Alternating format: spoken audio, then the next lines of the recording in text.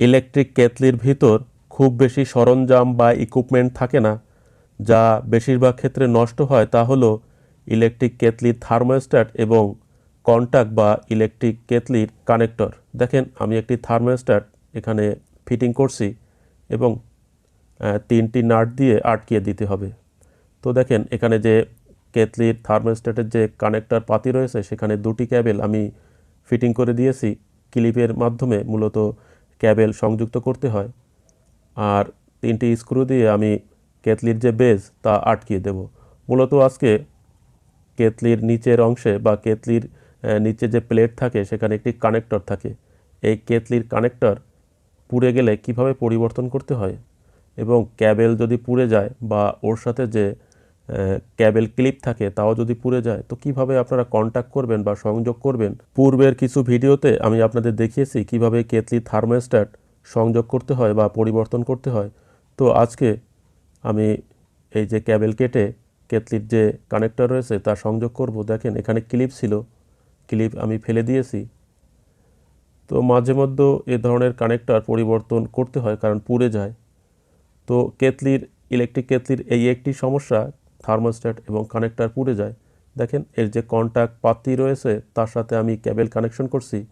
একটি বিষয় খেয়াল রাখতে হবে, মাঝখানের যে কন্ট্যাক্ট পাতি রয়েছে সেখানে আর্থিন বা গ্রাউন্ড যে কেবল রয়েছে তা সংযোগ করতে হবে। ফেজ এবং নিউট্রাল ঘুরিয়ে দিলেও চলবে। এখানে চিহ্ন দেওয়া রয়েছে এন নেগেটিভ এবং এল পজিটিভ বা এল লাইন বোঝায়। আপনারা মার্কিং দেখেও সংযোগ করতে পারেন। দেখেন আমি সংযোগ করে দিয়েছি এবং কিভাবে এখানে ড্রেসিং করব। এখানে ক্যাবেল বাহিরে নেওয়ার জন্য একটি গ্রুপ রয়েছে, গ্রুপের ভেতর থেকে ঢুকিয়ে আমি দেখেন এই যে কানেক্টর সংযোগ করে দিয়েছি, আপনারা দেখতে পাচ্ছেন।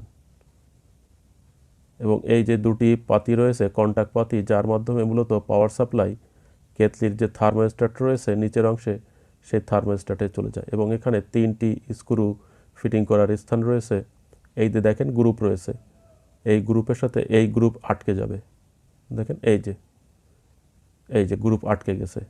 তো এই কারণে যে ধরনের থার্মোস্ট্যাট বা কানেক্টর পুড়ে যাবে বা নষ্ট হয়ে যাবে ওই একই মডেলের কানেক্টর এবং থার্মোস্ট্যাট কিনে নিয়ে আসতে হবে। তো এই ধরনের থার্মোস্ট্যাট কানেক্টর এক জোড়া আপনাদের কাছ থেকে 65 টাকা নিবে। দেখেন আমি কেটলি অন করছি, সুইচ ব্যবহার করে ইন্ডিকেটর জ্বলছে, অর্থাৎ কেটলি সম্পূর্ণভাবে কাজ করছে। তো আপনারা চাইলে যদি কন্ট্যাক্ট পুড়ে যায় অথবা থার্মোস্ট্যাট পুড়ে যায় তাহলে মূলত কেটলি অন হবে না অথবা কেটলি অটোমেটিকভাবে অফ হবে না বা অন হবে না। তো ওই যে থার্মোস্ট্যাট অটোমেটিকভাবে অন এবং অফ এই কাজটি করে থাকে, অর্থাৎ অটো কাট করে থাকে, যা নষ্ট হয়ে গেলে মূলত কেটলি একেবারেই অন হবে না বা অন হলে অটোমেটিকভাবে অফ হবে না। এ কারণে থার্মোস্ট্যাট পরিবর্তন করে দিতে হয়।